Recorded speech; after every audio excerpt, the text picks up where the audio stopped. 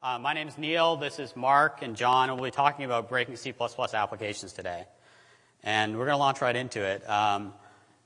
The talk today is really about looking for vulnerabilities in applications. And there's an enormous amount of material out there about finding vulnerabilities in unmanaged languages such as C.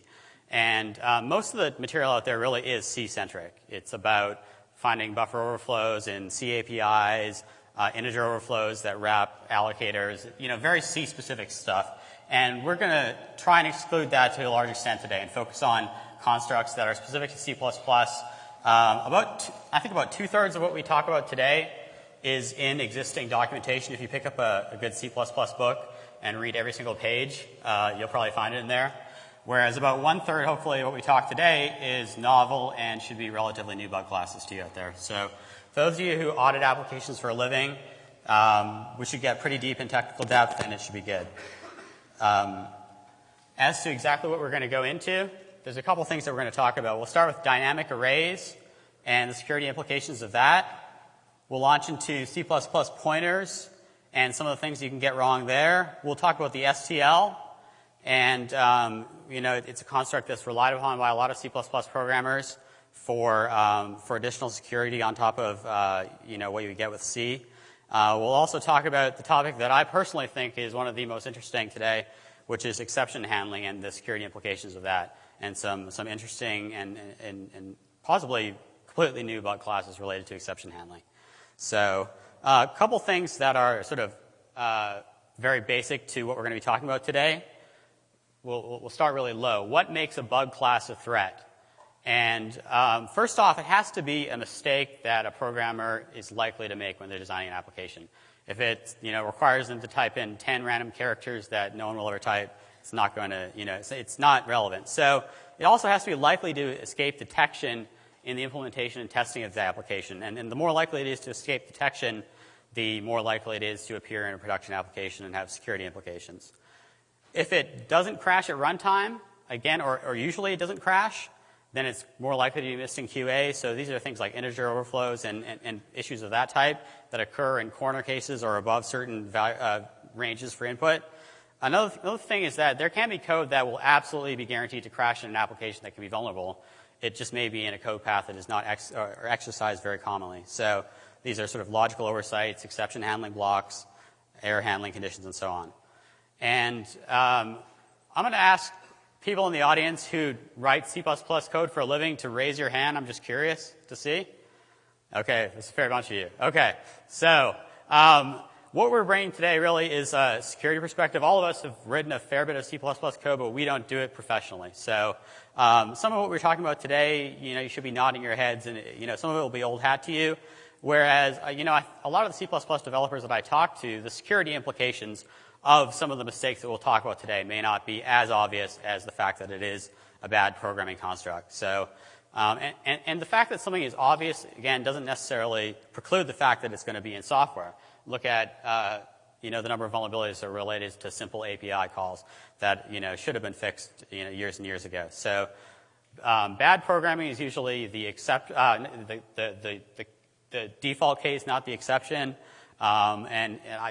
Anyone who writes perfect code in here can get up and walk out right now. I can't do it. I don't think anyone else can. So, there is, even though there's technology such as Boost and so on that fix some of these issues, we'll talk about some of this stuff.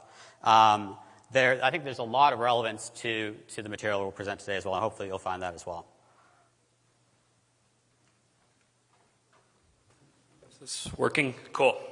Okay, so the first thing we're going to cover is something we kind of touched on a little bit on a blog post before, and that's dynamic array allocation in C++. So real quick, C++ 101, basic, instead of using malloc and free like you use in C, you use new and delete to dynamically allocate objects. So this is kind of like your basic example of creating something and deleting something. So C++ also has dynamically allocated arrays, and these are similar to C arrays. They have similar semantics. The thing is that these use a different set of operators. They use what's called the vector new and vector delete operators, or array new and array delete operators. And they're different. They do different things than the normal new and delete, the scalar new and delete. And you can see at the bottom of the slide basically what that looks like. We're going to create an array of 42 people and then do stuff with it, and then we're done. We delete, and we use the brackets in text. So, well, the first thing to notice is that with the array new operator, you kind of have a classic multiplication overflow situation. You have an object of a certain size, and you times the number of objects. Generally, an attacker is not going to be able to control the size of the objects, but oftentimes they'll be able to control the number of objects if it's like a file parser or something like that. So this is kind of a classic multiplication overflow. The multiplication overflow is it'll allocate a small amount of memory, but then proceed to operate on a large amount of memory. So Visual Studio 2005 does check for this condition, and Michael Howard wrote a blog post about it, but previous compiler versions don't check for the condition, and G++ doesn't check for the condition. And also, it's important to note that even if there are checks for the condition in the code, you can still provide your own custom scalar or vector new operators that could reintroduce the problems. So the other issue we want to touch on is mismatching the vector and scalar new and delete. And this is sort of interesting because the compiler doesn't warn when you use the wrong operator. When you mismatch the operators, because it's your responsibility as the programmer to provide the context of what to do with the pointer. So, and it doesn't crash basically due to just how the bits happen to lay out, but it doesn't crash enough that people actually, if you like Google for this problem, people actually believe that they're equivalent effectively. And we covered this in one of our blog posts earlier. So what we're isolating is basically two problematic patterns. Using the array delete on a pointer to a scalar object or a pointer in the middle of array, and that's the less likely one. And then using the more interesting one is, or the more likely one is, using the scalar delete on an array allocated with the vector new. So to understand why this could be bad or why this is a problem, first we have to kind of look at how C++ dynamic arrays are implemented. And this, of course, is implementation dependent, but this is the mainstream way that Microsoft and G++ do it, basically. So what it does is when you allocate an array, it allocates one chunk of memory, and the first thing it puts in the memory is a D word, a count, the number of elements in the array, and then after that go the objects. So that's pretty straightforward. The reason it needs the count is because when you later delete the array, the runtime has to call the destructor of every object in that array. So it starts at the end of the array and walks backwards calling destructors, and then deallocates the whole buffer. This isn't true for primitive types like arrays of chars or ints because they don't have destructors.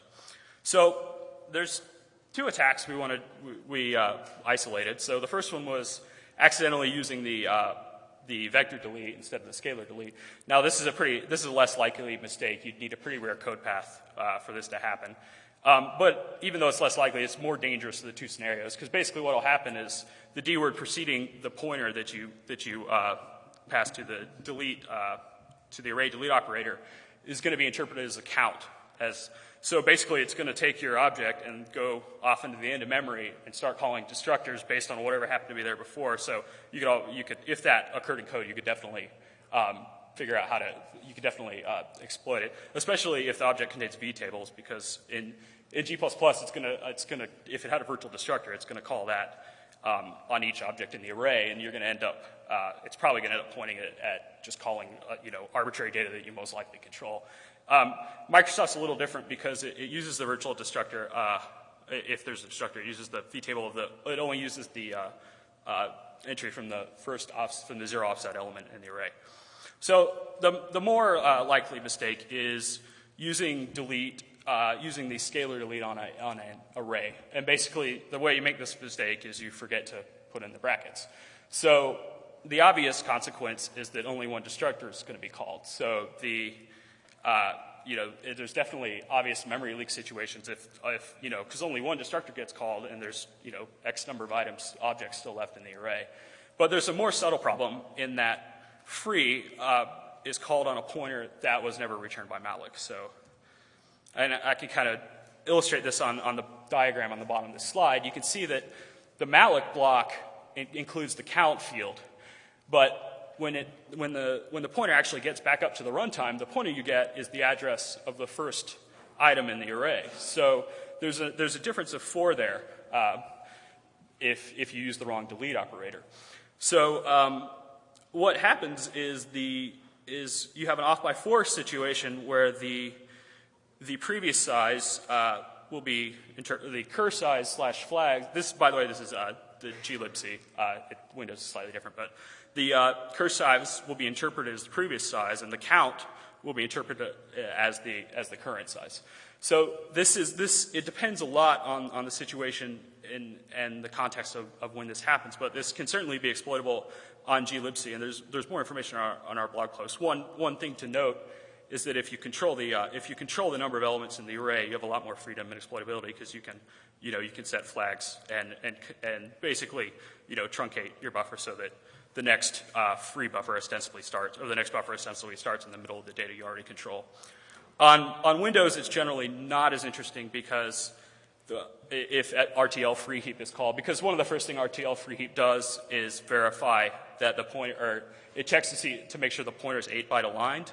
And if it's not, it just returns out without doing anything. And you can see that in this situation, our pointer will necessarily not be 8-byte aligned because it's off by 4. So RTL free heap is used in many scenarios, but not all. The system MSVCRT pre-Vista utilizes a small block heap for small objects, and those functions are vulnerable. Also, for bundled VCRTs, it depends on the active heap parameter. So it defaults to system heap on XP, but what you want to see is V5 heap or V6 heap. Okay, the next thing we wanted to cover is pointer fun with C++. Now, obviously, memory corruption has always been a big issue, and it's talked about ad nauseum in C, and all those things are just as important in C++ code as well. But C++ has some additional things that basically add to the complexity. Basically, the C++ language allows additional scenarios that can cause memory corruption, and there's also additional complications, effects when trying to exploit such conditions. Now, there's actually a huge number of these, and we only have a certain amount of time, so we picked out a couple of them that we thought would be the most likely or most interesting, and we're going to go through some of those really quickly. So the first thing is shallow copies. So anyone who does any amount of C++ programming probably knows about shallow copying versus deep copying. Basically, shallow copying is the bitwise copy of object members from a source object to a destination object, and that includes pointers. This is in contrast to deep copying, where the data being pointed to is duplicated so that each object has a private pointer and their own private copy of the data that the pointer was originally pointing to. Obviously, if you use shallow copying, there's some potential problems there. Sharing pointers can basically result in multiple objects manipulating the contents of a single memory location. And this can lead to some sort of memory corruption or inconsistent state if two objects are both active at the same time. Additionally, if the two objects at some point decide to delete the same pointer, then you have a problem which is double delete, which is kind of analogous to a double free in C, which we'll look at a little bit more in a minute. And lastly, of course, you could have one object that deletes a pointer while another object continues to use it, and it ends up having a stale pointer. So when would this happen? Well, the most likely place for this to happen is in default functionality provided by the compiler. So if you design a class and you don't provide a copy constructor, you get a default one from the compiler, and that basically will just do bitwise copies and shallow copies on your behalf whenever you do variable initialization. In addition to that, it'll also be used when temporary objects are created. For example, when you pass an object by value to a function or a function returns an object. Similarly, the default copy assignment operator provided by the compiler also does more or less the same thing. Now, in addition to default functionality, obviously, if someone specifically implements an operator of one of these types and specifically does shallow copying at some level, then they have the likelihood where they're going to have these problems as well. Self-assignment is another thing that a lot of C++ books will talk about. Basically, when you're implementing, an assignment operator, you need to check that you're not assigning the same object to itself. Although that might seem silly because, you don't usually have code that have x equals x, due to pointer aliasing and, indexes into arrays and stuff like that, this can happen from time to time. So failure to check for self-assignment can basically invalidate the object to some extent depending on what you do. If you think about how typically you'd implement operator equals, you usually free the destination's member variables if they already exist, and then duplicate ones from the source or the right-hand side. So if the right-hand side and the left-hand side are the same object, then basically you're deleting member variables and then copying them back into the object. So you're accessing stale memory that you've just freed, and this can lead to a variety of situations depending exactly on what your thing does, but possibly out-of-bounds memory access, corruption, deleting free memory, etc. Other functions can also be affected as well, like if you have any other member function that takes an object of the same type and you accidentally pass an object to itself or something like that. And also maybe other operators such as operator plus equals might be interesting.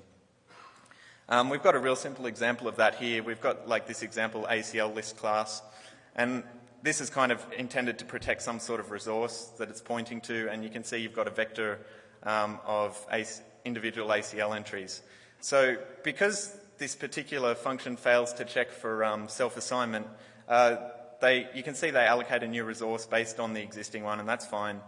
And then they clear their ACLs vector, and they go ahead and copy the one from the right-hand side. But because they've actually, if in the case of self-assignment, they've cleared the one from the right-hand side and the left-hand side. So essentially they'll lose their entire ACL list in that situation. The third thing is state inconsistencies. Now, everything we've talked about up to this point is really state inconsistencies, but in this particular context, we're sort of talking about member functions, regular member functions of an object that you implement. So usually you need the object to be consistent at all times, which basically means that all the member variables have to be synchronized with each other to some extent. If a member function can fail, you have to check whether the object is going to be rendered into an inconsistent state of some type. And to do that, usually you need to determine what happens. Is an exception thrown, is an error returned, or what? Now, errors can be pretty easily ignored, and you'll usually want to consider the implications of that. Exceptions can also be ignored, but it requires the developer to explicitly, catch it and not do what he's supposed to do. So that's kind of less likely. The same applies for constructors as well, which are kind of interesting in that they don't return values typically. So usually the only option the developer has there is to throw an exception. Otherwise, you end up with an object that's potentially not completely initialized.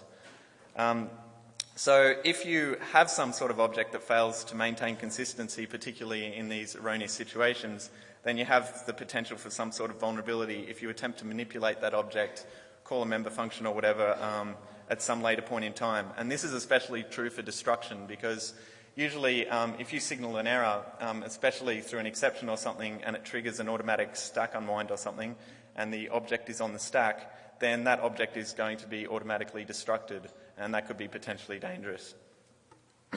So we've got an example here of how that can happen. You can see we've got a constructor for a fictitious board game, and it basically dimensions the board and then allocates a grid based on that.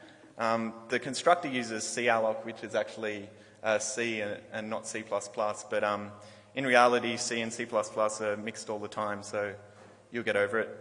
But basically, they neglect to check that calloc actually returns successfully, and that basically creates an inconsistency in the object, in that mx and my basically imply that the m squares member variable has been allocated when in fact it hasn't been allocated successfully. So if at some point later on you call the set square function down below there, you'll see that they reference m squares at some sort of offset, and if that offset adds up to be, a valid page it can be written to, then you might have some sort of memory corruption problem there. So we can dig into the effects of these root causes as well and talk about how this could lead to security issues. And this is one of the things that I find the most when I talk to people who are just developers and not security people is that they'll know that a program crashes and they'll assume that they need to fix it, of course, but they won't talk about exactly what the implications of that and how bad it could possibly be. So stale pointers, are and everything we talk about is really the result of inconsistent state within this section here. You have a pointer to either memory that's no longer in use or it's been used twice in some place. And we'll dive into some specialties of this here, but what really is actually beneficial to an attacker with C++ is that there's all this machinery on top of the core allocation and deallocation of memory. So the use of vtables to destroy objects, for example, can be very interesting. And the vtables are less protected than traditional control flow transfer storage, such as return addresses or function pointers. You'll quite often see those protected by stack cookies or XOR encoded with some random value, et cetera. We have yet to see that be done for vtables. So they're again much more wide open. So if you have a heap full of objects, you have a much better chance of exploiting a memory corruption condition in that case, rather than a heap that's full of just regular blocks of memory. So to dig a little bit deeper, if you have member functions called through an arbitrary object pointer, or if you have a member function that's called with a this pointer that's invalid, you can get execution at an arbitrary address by dereferencing the vtable pointer possibly, or type confusion, where you have the mixing of what used to be an integer possibly, but now is interpreted as a pointer. It can lead to modification of memory. It can be very application specific, but our experience has been that when we find these bugs, they are very reliably exploitable in a lot of cases. And this is because of this C++ machinery on top of the the core OS allocator. So to even specialize a little bit more, one example we'll go into, and we found this one a little bit interesting to show, is the double or uninitialized deletion of an object. So when you destroy an object twice, for example, you get more than you get with, as an attacker, you get more than you would get with a double free in C, which is becoming increasingly hard to exploit with some of the heap implementations out there. And so what happens is you have the operation of actually deleting the object in addition to actually freeing the memory. And that will operate on memory that's out of bounds. So we'll show here a diagram here of what was an object before destruction with a few virtual member functions. We found that the virtual member functions tend to be ordered by the way or the order you declare them within the actual within the actual source code. That's the way the compiler orders them in the vtable. So once this object gets destroyed, it gets passed to the operating system free function, which will then free out the block. On Windows here, you'll have a doubly linked list, next and previous for heap chunks. And so, in the situation where an attacker has some control over what type of data is freed, the next heap chunk on that free list could likely be attacker-controlled data. That will be dereferenced if you delete the object twice as the vtable pointer. You call the destructor, which is then user data. It's the third element within that vtable. So that hopefully that coloration, that overlay is clear. But it's a fairly basic concept, fairly reliable to exploit. As you can see, the security consequences of it are potentially pretty serious. Okay, so now we're going to kind of talk about some of the security implications of the standard template library, or the subset of the standard C++ library. That's the standard template library. So real quick introduction if you're not familiar with it. There's three key components to it. There's containers, which are abstract data structures that you use to manage collections of objects. So like in C, where you'd have to write your own linked list or binary tree, the STL is going to provide you some data structure that will handle all the details for you. And we'll talk about some of the different containers later on. Another key concept is iterators, which is the preferred idiom at which you access the elements in containers. So you can use the iterators. They're kind of like pointers with magic extra bits. So you can use the iterators to walk through the elements in a container and get access to the elements. And the third key component is algorithms, which are intended to be independent from the containers, basically, and they process across containers, although there's lots of dependencies. But so you have stuff like search, sort, swap, etc. And one worth pointing out, standard copy is kind of like the idiomatic C++ mem copy. And sometimes, depending on template specialization, it'll actually end up being a mem move or a mem copy, which, of course, is interesting. So there's a variety of STL implementations, and the security of the implementations varies pretty widely. The very latest Microsoft, with all the secure stuff, is quite strong and impervious to much of what we're going to discuss here. But, versions prior to that and glibc implementations tend to kind of track the spec as far as the security checks they have. So this discussion should apply to most other STLs, STL port and the SGI one. So there's 4 kind of vulnerability classes that we wanted to isolate, and these aren't groundbreaking by any means, but these are the kinds of things that we need to, as we're auditing C++ code, we need to keep an eye out for. So the first one is implementation problems in the STLs themselves. The second is problems with invalidation. The third is problems with ranges, logic problems with ranges, and the fourth is simple problems with boundary checking. So we'll start with the first one. By STL implementation vulnerabilities, basically what we mean is low-level vulnerabilities in the STL itself, like integer overflows. If you try to, insert a whole bunch of stuff, what happens? So the current latest versions of both G++ and Microsoft are generally resilient to this kind of thing, which is kind of surprising considering some of the other checks that they don't have. But they generally will fail gracefully or fail quickly. They won't leave you in a state where you think you have more memory than you do. So obviously STL versions change over time, and determining the STL version is kind of tricky because it's template code, so it depends on what it was compiled with. So basically, you just kind of got to get your hands dirty if you're in a binary and kind of compare it to what you know the existing STL. You can use kind of auxiliary indicators to guess the age of the overall technology. So here's an example of how Microsoft fixed. This is an internal allocator I think used in the vector class, and you can see that they take a pointer diff t type n, which is the number of elements, and then a type, which they use to grab the size of the type. So you have number of elements times size of the element. So that's pretty straightforward multiplication over flow situation. Now you can see how they fixed it. First of all, it's a size t instead of a pointer diff, so it's unsigned. But more interestingly is you can see there is the idiom for preventing a multiplication overflow. So, and it'll actually throw a standard bad alloc exception there. So we got to move quick. So, but there's lots of examples of. I mean, they really went through and really vetted the STL in the latest one. So you can just pick up all kinds of things by looking at what they changed. But so there's a general problem. The next thing we'll talk about is invalidation problems.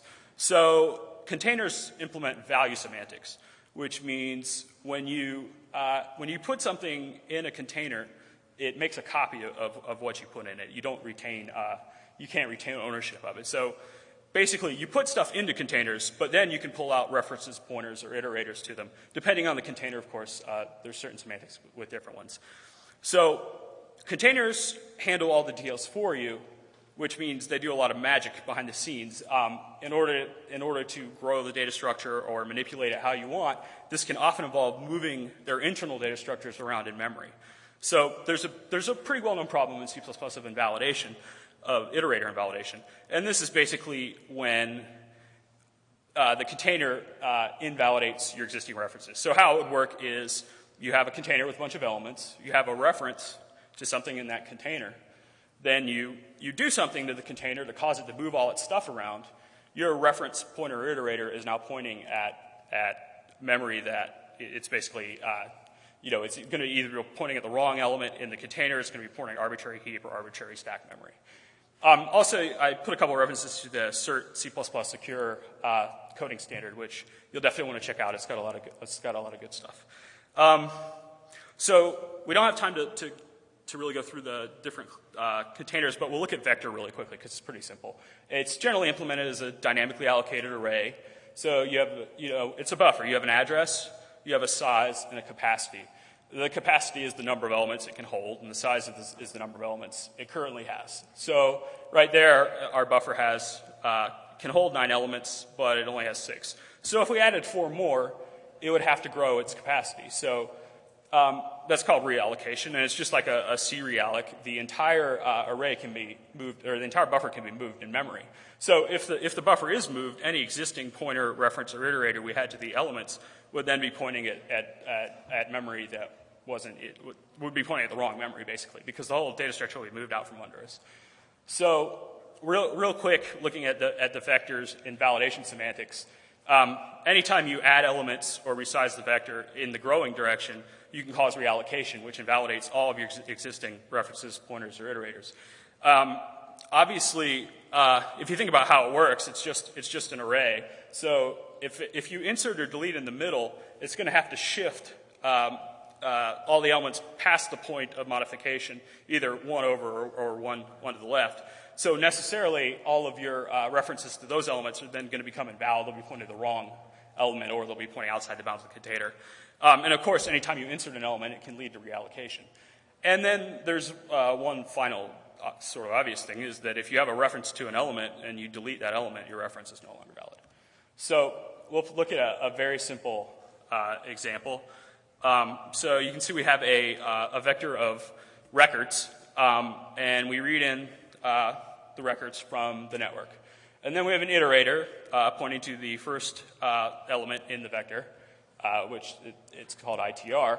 Now, say we do some stuff, and later on we determine we need a termination record at the end of our vector. So we add this termination record at the end of the vector. And then we do some more stuff, and later on we say, okay, it's time to process our records, so we'll use that iterator. So the problem here is that the iterator is not necessarily valid because we modified the container during its life cycle.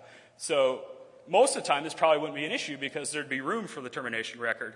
But if there happened to be no room for the termination record when it was added, the memory buffer would likely be reallocated, and the iterator would end up pointing at unused memory. Basically, it depends if something was allocated in the iterum or not. So looking at the invalidation semantics for the other containers, DEC's kind of interesting because it has pretty nuanced semantics. Basically, the DEC is it's kind of like a fancy vector. Basically, it's implemented so that you can manipulate either end of the data structure. That's the optimized use case, and it works by it has a bank of arrays. So if you insert in the delete in the middle, just like with a vector, you invalidate all existing references, pointers, or iterators. But what's kind of interesting is if you insert at either end, you invalidate existing iterators, but not pointers or references. And the reason this happens is because the iterators are smart. They have information about the internal data structures. So basically, the iterator will still seem to work. You can dereference it and get to the element, but if you use the invalid iterator and start walking it forward or backward, it's going to walk off into random memory because it no longer knows the correct internal layout of the DEC. So list, map, multi-map, set, and multi-set, these have the most forgiving invalidation semantics because basically these are typically implemented as doubly linked lists or binary trees. So the nodes don't ever move. It's just the linkages that are moved. So the real risk here is, or the only risk really with these as far as invalidation is to have an iterator to an element, delete the element, and then keep trying to use the iterator. So basically, when auditing for iterator invalidation, there's kind of 3 patterns you want to look for. The first is mutation during iteration. So it's a pretty common construct to iterate over the elements in a container. So what you want to look for is is there any function called, or you have to follow the whole chain of control flow, but is there any way that the underlying container can be mutated during the course of this iteration? The second pattern is very similar. Basically, if you have to look at the life cycle of any reference pointer or iterator to an element within a container and determine if there can be mutation during that life cycle. And then the third pattern you want to look for is logic problems leading to deletion of unintended elements. So here's kind of a simple example of what mutation during iteration will look like. We have this process record set function. It's going through the records and calling process record on each one. And then a process record, ... represents a lot of code that does various stuff, but you can see that if one of the records happens to indicate that there's an exception record, then it goes back and it modifies the base container, which, as you know, can invalidate the iterator that's being used to iterate over the container. So we'll look at look at some logic problems with deletion. The first one is kind of like the canonical delete mistake. This is something probably everyone makes when writing STL code for the first time, but it's not likely to show up in code necessarily as a vulnerability. But basically, the problem here is that you actually erase the iterator that you're using, so it's invalid, and then you go try to increment it. And you'll see a lot of posts if you kind of research this of a lot of people like, why does my program crash? But you know, it can manifest itself in more subtle ways in real code.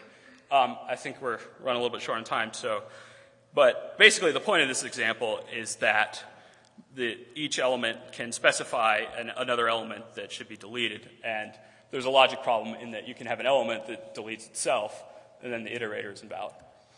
So what's interesting is Microsoft's newest STL does a lot of security checking on iterators, and to some extent it prevents iterator invalidation because it does bounds checking of the elements against the container bounds. So for the most part it works. We found a couple of cases where a couple of corner cases where, you know, if there was invalidation it wouldn't catch it. Like this is the vector iterator increment operator. And you can see that it checks to make sure it doesn't walk past the end of the container by checking if my pointer, make sure my pointer is less than the last element in the container. This, you know, works good for a normal use case, but if the iterator was invalidated and the entire container was moved forward in memory, you know, you can see that this check still passes because they don't check to make sure it's above the beginning of the container. So the next kind of problem to look out for are problems with ranges. So ranges are a common idiom in STL programming. A range is defined by two iterators, beginning and end. And a range is considered to be half open. And this means that the end element isn't included. So the things to look out for are situations where you can have a begin iterator after the end iterator. And this usually is going to result, basically this specifies a ridiculously huge range, and it usually results in memory exhaustion or an infinite memory copy. It depends on what's actually in your containers and what the template specialization magic turns it into in the end as to what kind of memory corruption you get. Another thing to look out for is begin and end in different containers. Obviously, that would be a pretty significant mistake. So begin or end outside of the valid range of containers. Since if you're not using a checked STL, you can walk iterators outside. You can walk iterators past the bounds of the containers. This becomes a risk, and also because in certain situations, pointers and iterators are kind of function equivalently with certain containers. And then the final pattern to look out for when auditing is a source range bigger than the destination range. The copy algorithm, for instance, has three arguments. It has a beginning, an end, and a destination. So it doesn't actually have a destination. It doesn't have an end for the destination. So if you're using like an insert iterator, it's not a problem. But in certain situations, you can get yourself into trouble by simply writing more data than there's room for. So here's a couple quick examples. The first example, we have an iterator, I1, and we're using the find algorithm to find the first, an item we consider to be the first item. And then we have an iterator, I2. We're using the find algorithm to consider the item we consider to be the second item. And then we use that to define a range, and we copy from that into somewhere else. There's a logic problem here, which is pretty straightforward, is that if the second item is before the first item, we have an invalid range. And that would basically make standard copy go crazy. Example 2, basically we fix the first problem, but you see there's kind of an arbitrary increment of the second iterator. And if the second item happens to be at the end of the container, it's going to walk past the bounds of the container. And this could end up having standard copy writing more elements than NuVec had room for. So the final kind of pattern to look for are boundary problems. So iterators can be walked out of bounds unless you're using a secure STL, and these result in vulnerabilities similar to C-style array issues. And as you can see, they also facilitate the range problems we talked about. Also, certain containers have direct access operators, like subscript operator, and by the spec, they don't provide bounds checking, so you can run yourself. You can easily run into trouble there. For vector, the vector and deck, I believe, the add operator by the spec does require bounds checking. And Microsoft's STL, the latest one, just does bound checking for both. Also, the front and back are container member functions that give you direct access to elements, and if the container is empty, then you run into trouble. And there's some kind of idiosyncrasies of some of the implementations, like G++ vectors pop back. If the vector happens to be empty, when you call that, popback's supposed to delete the last element in the vector. Then it kind of screws up the internal invariance in the internal data structures, and following actions generally cause memory corruption of varying kinds. Some are controlled. And same kind of thing happens if you try to, for instance, if you erase with a position that's outside the bounds of the container. And we have a couple quick examples of those. Example one is like your basic keys to the kingdom kind of example, just to show that the subscript operator of a vector doesn't do bounds checking. So that would basically let you write anything anywhere. The second example, the point of that is that this EOS element that we're looking for, if that happened to be the first element in the container, we would call erase on an invalid position in the container, because we would call one behind the container. And in the third example, if read elements doesn't read any elements and my vec is empty, if we call popback on an empty vector, then the call to reserve is going to end up copying like 20K over the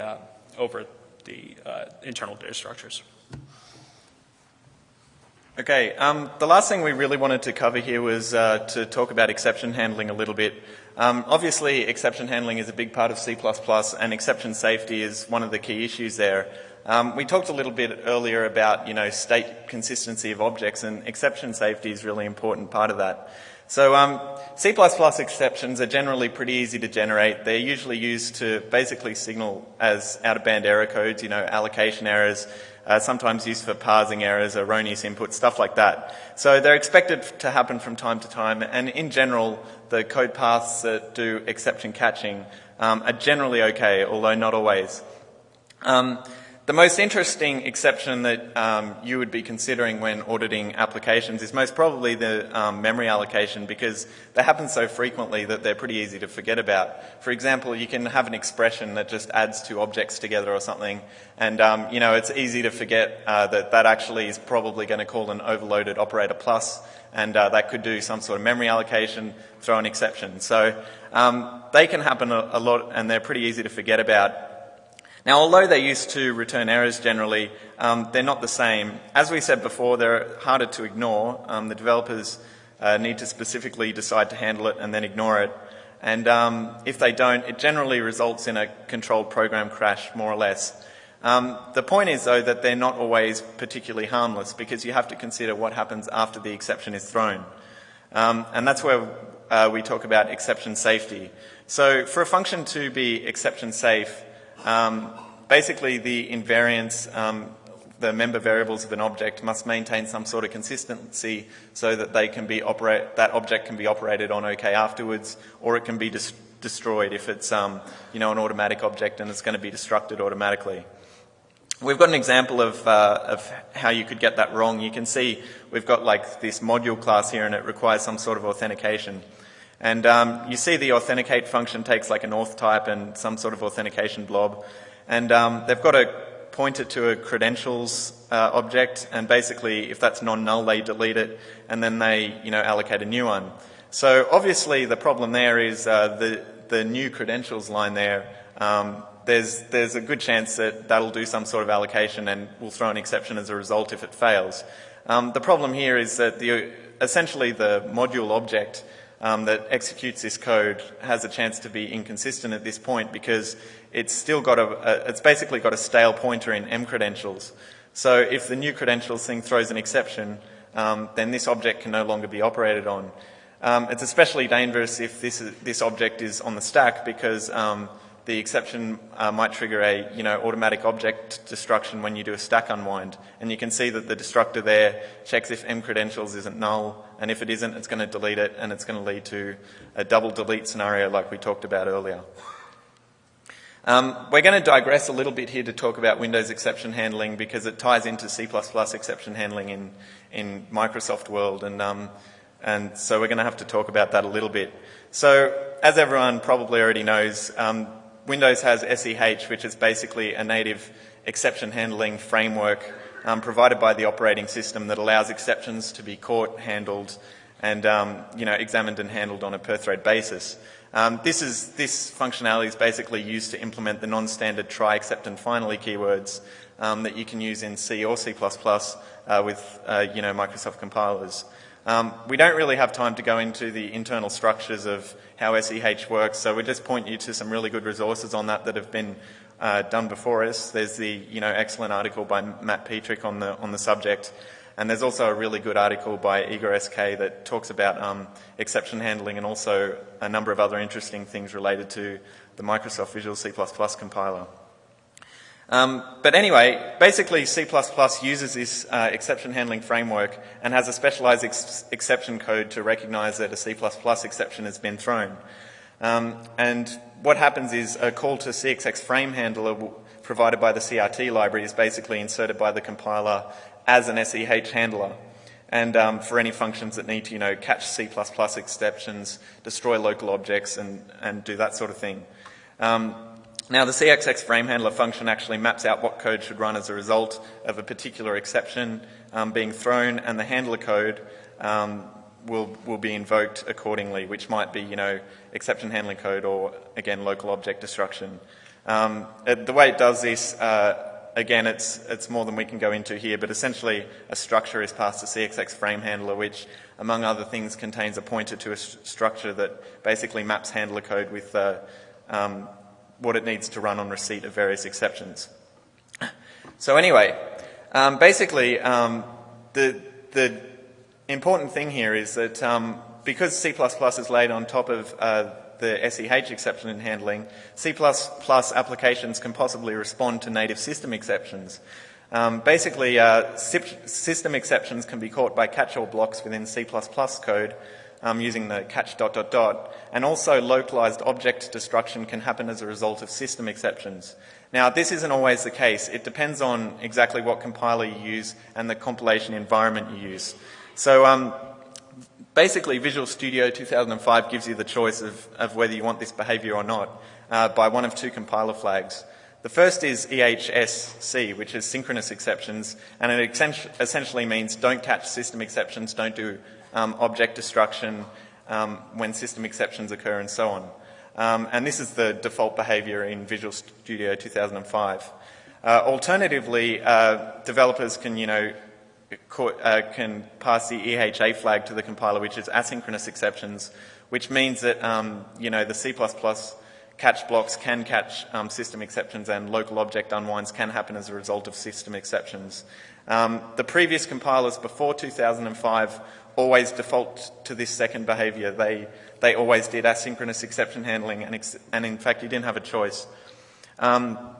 What's interesting about that is C++ exception safety, in the context we talked about it before, can essentially be violated because system exceptions, as implied by the asynchronous nature of them, can happen at any point in time, and it's kind of counterintuitive to even an experienced C++ developer, because they can develop code that's, exception safe as far as C++ is concerned, but if random exceptions get thrown from the system, then it's hard to accommodate for that.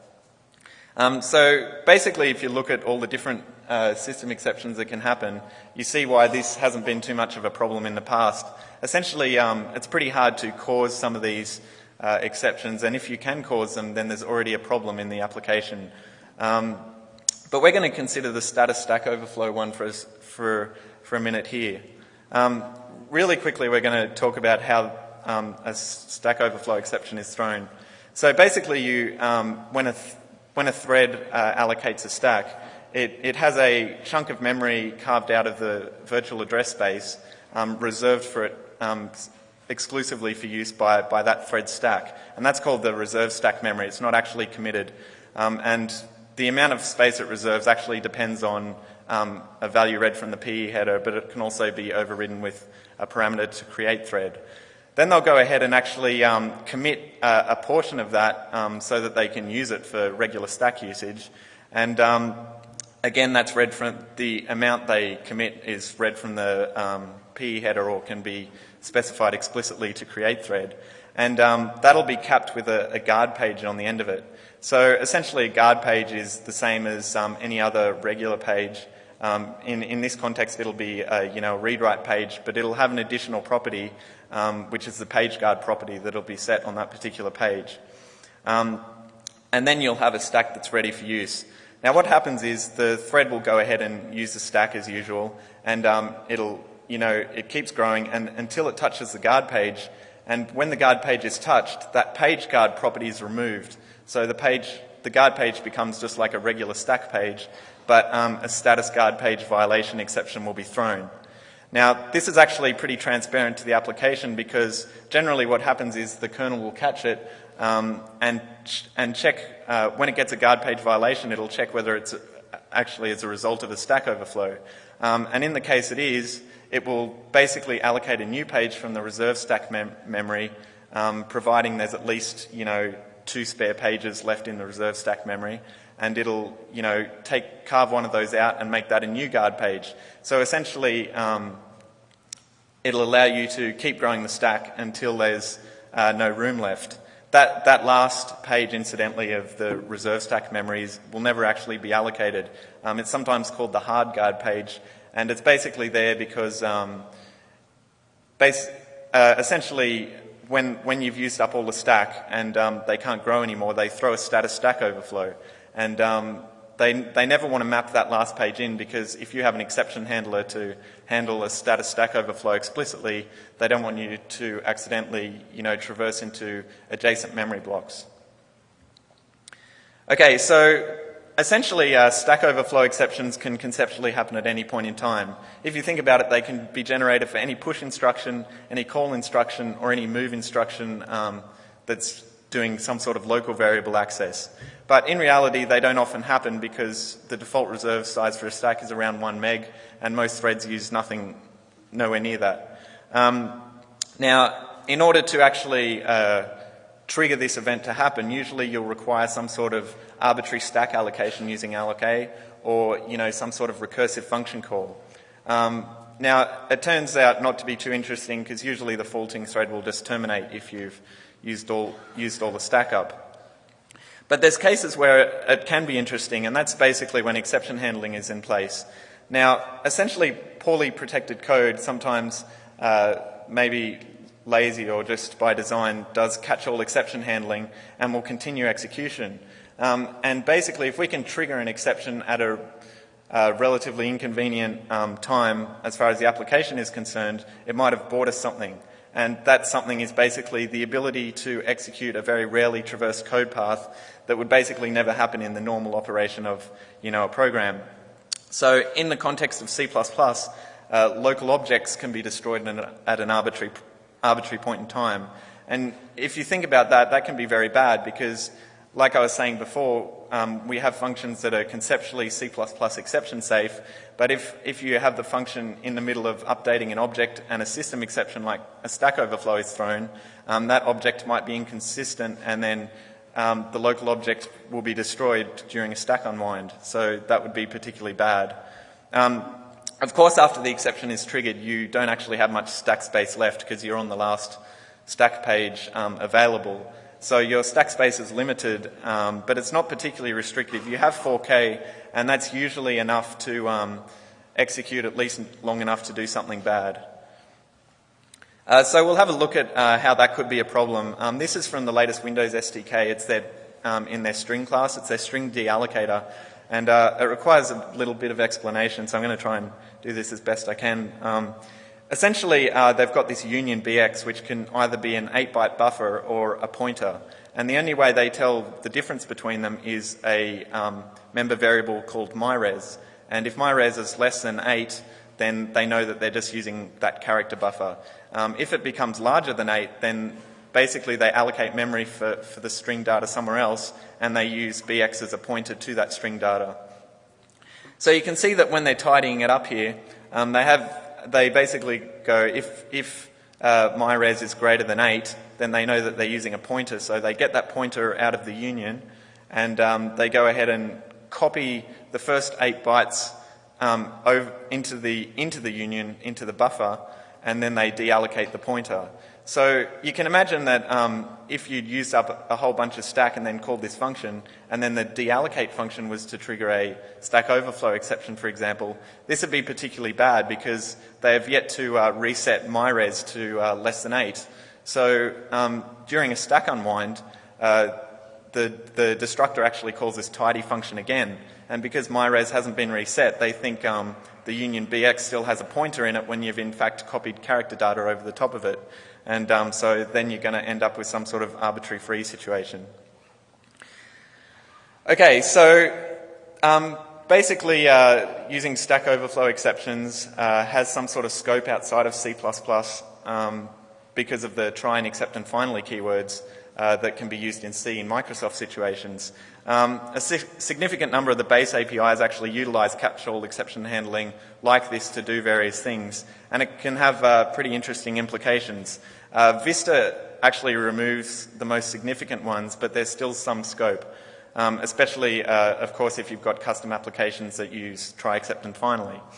But, for example, in SP2 and Windows 2003, LSTRLen is a good example of that. They install a catch-all exception handler. So basically LSTRLen A and LSTRLen W are intended to take a string and return a length, but they'll also fail quietly without crashing when a null or an invalid pointer is received. And they do that by using a catch-all exception handler. Now, LSTRLen A doesn't use any stack space after installing the SEH record, so it's not that interesting, but LSTRLen W does. Now, we didn't really have time to talk about scope records and except handler 3, but the thing that's important here is that this is the SEH scope record that LSTRLen has. And the things that are important is it's got a filter function which decides which should return 1 if it's going to handle an exception, and then it's got a handler function which will run if the filter function returns 1, essentially. So you look at LSTRLen's filter function, you can see that it just returns 1 unequivocally, so it'll catch any exception, including stack overflows.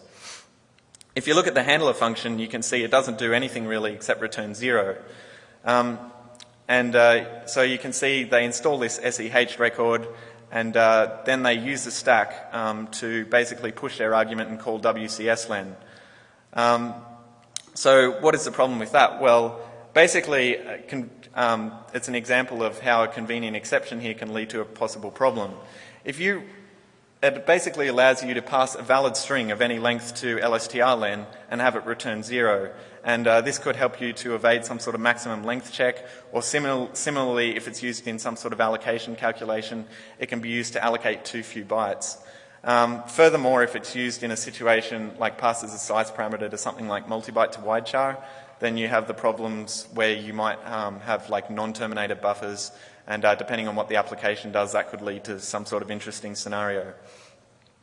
So the textbook examples of how that could be misused are shown here. You can see that if vulnerable function 1 was called right at the edge of the top of the stack, you can see that you pass a string there, and it could be like any number of bytes, like 3,000 or something. And if LSTRLen catches the exception, it'll return 0. And of course, that's not greater than max path, so it'll perform that copy afterwards, and you'll have a stack overflow. Similarly, with vulnerable function 2, it's the same sort of scenario, except, like I said before, you use it as an allocation calculation. In this case, LSTRLen returns 0, and they allocate 1 byte, and afterwards there's a copy, and that's bad. So you can see a real example code of how that would look. This is from URLmon. you can see it's just like the second example I gave there where they do an LSTRLen, allocate and stir copy. This particular example has been fixed since we put this together, but there are numerous examples of basically vulnerable idioms throughout the Windows system libraries like this. Now, of course, you need to couple this with the ability to exhaust the stack, and that's harder, but there is definitely live examples of that as well. So other standard API functions can also be similarly afflicted. So LSTR copyW, LSTR catW, for example, will use stack space. They have a bit of a different implication in that they can result in not doing anything to destination buffers, and you have some sort of uninitialized variable usage. In some case, the heap allocators and RTL allocate and reallocate heap functions can also catch exceptions, and that might be interesting if you need some sort of arbitrarily small allocations to fail. It only does it in certain cases though, so there's I/O routines as well, like read file, and there's a couple of others like create file where they might be interesting as well. So when we sat down to go and look for these vulnerabilities within real applications and turn them from more than theory into, or from theory into more than theory, we found that there are some catches that you're going to run into. And we'll go through some of them here and give you some clues as to how to audit for these vulnerabilities. And really, the first thing that you need to be able to do is to exhaust the stack and end up in a situation where you're almost out of space on your thread stack. So allocate is preferable. It's used fairly often in a lot of applications, and especially prevalent in some Windows code. And it gives you precision in that if you pass in the size to allocate, you will control exactly how much of the local stack is reserved. And so, as opposed to recursion, which is likely to give you the ability to repeatedly reserve a fixed amount from the local stack. And so if you have a function that calls itself recursively, and the pattern could be more convoluted than that, but that's the simplest one. If that function reserves 16 bytes for its stack, you can reserve that amount over and over again as you recurse deeper. So you may be able to control the depth of recursion in order to also control the amount of stack used. But causing that stack exhaustion scenario is absolutely key. And you need to couple that with an exception handler that is going to catch that exception. And so, that exception handler can be installed prior to stack exhaustion or after it, but having one that will catch a stack overflow exception and the mixing of system exceptions with C++ exceptions is very interesting. So it's not really just as simple as that, though. You really only get one shot at this, in that if you cause a stack exception in a block of code that does not explicitly catch that exception, then your thread is likely going to terminate. Possibly your entire application will terminate at that point. And so you have to be exactly right when you do it. And so variations in the environment or the exact placement of the stack need to be accounted for and need to be exactly right. The second thing is that you can think of stack usage for a thread as sort of like a horizon with peaks and valleys, and you really need to be at the peak of stack usage for your thread, at the very top of it, when you cause the exception, and it needs to be within an exception protected block of code. So if you have a peak prior to your where you want to cause an exception that's not wrapped by an exception handler, for example, then you're going to cause an uncaught stack exception, and you're not going to get the continued execution that you want after running out of the local stack for the thread. So finding these situations can be fairly easy to do manually, but there's some calculations that you have to do to ensure that these conditions are exploitable. And all of us on stage, I'm sure, wasted quite a few hours looking at things that look like absolutely sure bugs, only to find 3 calls back they have a stack footprint for a function that's not wrapped by an exception handler that's bigger than the one that we're looking at. So we have some ideas as to how to deal with this problem and how to automate this. We'll talk about that a little bit. But really, being at that peak of stack usage and being within an exception-protected block is absolutely key. And if you have an unwrapped peak prior to where you're trying to cause an exception, you're going to be out of luck. To go even more basic, and this is really sort of Stack Exploitation 101 on Windows. I could teach any of you in the room in 5 minutes if you don't know it yet. But exception handling really facilitates the exploitation of other vulnerabilities. So the SEH records are on the local stack for the thread. If you cause an exception, it walks the exception chain for that thread on the stack, and can potentially, if you bypass safe SEH checks on Windows, you just execute. You can execute code at an arbitrary address. So this can allow you to improve the reliability of your exploits by doing them more than once if exceptions are caught. You can bypass some of the other protection mechanisms, such as stack cookies that are placed, that are placed strategically near the safe frame point on the return address, address space randomization, possibly, et cetera. So exception handling facilitates exploitation in and of itself, even if it doesn't necessarily introduce vulnerabilities. And another example of that is a class of software defects that isn't necessarily considered a software vulnerability in a lot of cases. And there's some corner cases like local kernel bugs or weird usage of MMUs like some ARM processors. But usually null pointer dereferences are not considered exploitable conditions. And with the ability to have continued execution after a null pointer dereference, you can have some inconsistent state within an object. There's an interesting case study of this from Scape with regards to having a stale pointer for the unhandled exception filter and then triggering a null exception, null pointer dereference within Internet Explorer. The null pointer dereference was just the way to facilitate walking the exception chain, but the continued execution that you get after a null pointer dereference when you catch all exceptions is again interesting. And it's a system exception, not a C++ exception. Another corner case that we want to throw out there that we thought was interesting was simple traditional stack overflows. Sequential byte by byte overflows of the local stack. And they are, they're very closely, as I said, they're very closely tied now to exception handling when you talk about exploitation on Windows because of things such as the GS cookie that will be right next to the frame pointer. But you'll also see that compilers do some relatively intelligent reordering of local variables. So they'll stack local buffers that are likely to or potentially contain overflows up against this cookie so that you may be able to overflow from one buffer into another and then hit the cookie, but you won't necessarily be able to hit a pointer or interesting local variables such as integers that might be used as indices into arrays, et cetera. So that local variable reorganization, they also do that to arguments. They copy the arguments out of their location on the stack, which will be past the return address, into very high local variables so that if you were to overflow in a local buffer, you wouldn't be able to hit the arguments. They only use the copies from the local variables. They don't use the ones that you could possibly corrupt. So it's becoming harder and harder to cause an exception that allows you to then traverse a corrupted exception chain. And one of the ways that it's most commonly done is by writing all the way to the top of the stack and hitting that unpaged address right there. And that will cause a system exception which will walk the corrupted exception chain. But if you're limited as to how much you can overflow, we have a second chance here because if you can do the exact opposite, if you can have a stack exhaustion scenario where your stack is almost entirely used up, the GS cookie handler actually has a fairly large stack footprint. And so even if you can't go all the way to the top of the stack, if you find recursion or an arbitrary stack allocation prior to causing your traditional stack overflow, you may be able to trigger an exception within the function that reports the detection of stack corruption. So you're going to corrupt the cookie, it will detect it, and then go to report it. And this function here, we've highlighted two things. It reserves a fairly large amount of stack space, 328 hex over 768 bytes.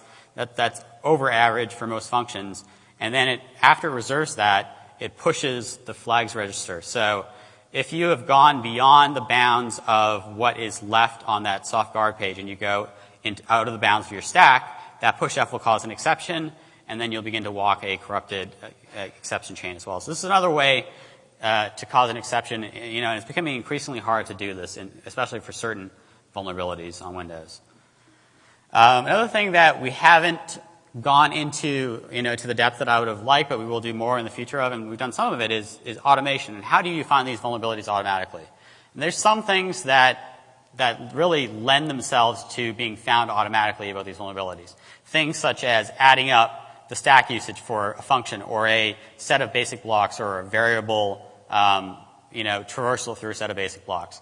you could sit there and you can add up every 4 bytes for every push and call, and whatever each function reserves for its local stack frame.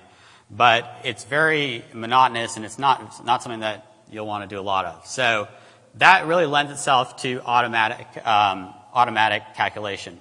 And detecting recursion as well is interesting. There's some theory around how to detect recursion on a huge list of basic blocks. It's actually, I found it interesting when I was reading up on it. It's not as simple as you would initially think, but detecting recursion can be done automatically as well. Commercially available tools out there right now, the disassembly tools, are not well suited for finding these bugs, or at least finding exploitable cases of these bugs. And the reason why that is because a lot of the commercially available tools will operate on one binary out of the box, and you really are dealing with a set of binaries that are dynamically linked together. And so if you go from a call from the application into a system library into NTDLL that leads to a system call, you have to count up, you're going to need to know the entire usage of the stack for that to determine if it precludes exploitation of a stack overflow in an exception-protected block later. And that kind of stuff is not dealt with well within current disassembly tools. There could be some modifications, you could retrofit that functionality. Hopefully we'll see it in the future. We have more work to do on it, but we believe there will be a lot of success in automatically finding good cases that may require you to examine application-specific behavior here. Okay, so we're going to cover one last thing, which is pretty quick and straightforward. So we'll talk about exception handling in G++ and Unix. It's a considerably different design from Windows in 2 ways. First, there's really no underlying SEH mechanism provided by the system, so system-level faults aren't really mapped into the G++ runtime exception handling. I mean, it's possible you could try to throw an exception within a signal handler, but basically how you're going to get notification of system-level faults is through hard signals. The other major way that G++ exception handling differs from Windows is that all the information is actually kept out of band, sorry. So there's no exception records on the stack. It's all kept in a database in 3 separate L sections. And basically, there's 2 databases. One that tells you for any given function that you're in, it tells you how to unwind the stack, restore the machine state, and get to the calling function. And then there's a separate database that tells you how to match thrown exceptions to handlers, and also it tells you how to deallocate automatic variables. So what's interesting is this is implemented. Now there's a legacy implementation using set jump, long jump, but the mainstream case is implemented using dwarf style encoding information. So it's basically like an ELF debugging subsystem that's used in runtime to handle exceptions. It's kind of crazy. And the dwarf style encoding is very much a pain to decode because it's a variable length encoding. Anyway, so there's 3 ELF sections, EH frame, and this effectively has an entry for each function, and it tells you if you're in that function how you can unwind the stack frame. And it also has 4 references to the other database. The EH frame header is basically an index in EH frame, and the GCC accept table tells you how to match exceptions to catch blocks and how to destroy automatic objects. So basically, how this works is pretty crazy. For any valid EIP in the program, it has a database that tells you if you're at that EIP, how to restore the machine state and get to the calling frame. So this database is actually compressed programmatically. So there's little programs in these ELF sections that are run through like a little VM. So there's a little opcode language to actually generate the information necessary to be able to unwind stack frames. So the other, this will come into play in a second, but the other database basically marks off ranges of instructions in the program as what it's called call sites. So basically what these are is if an exception is thrown in a certain range of addresses, then the call site tells it what to do. Anyway, I think we're about out of time, so I'll just skip to the conclusion. Basically, the stack unwinding done by the G++ exception handling is done out of band of the normal stack unwinding. So normal function epilogues and prologues aren't called. So if you have a situation where you have a buffer overflow, it overwrites the cookie, and then you can cause an exception to be thrown before that function returns, the stack's going to be unwound by this separate mechanism, and it's not going to do stack cookie checking. So basically, you can use that to bypass stack cookies. And the way you do it is because the database uses the saved EIP to look up how to unwind the stack for that given EIP. So basically, you overwrite with a saved EIP that points at a catch block somewhere else that does something interesting, and then you actually control the saved ESP from there. And obviously, having programmatic little opcode things in writable sections at relatively fixed addresses is interesting. So that's it. Yeah.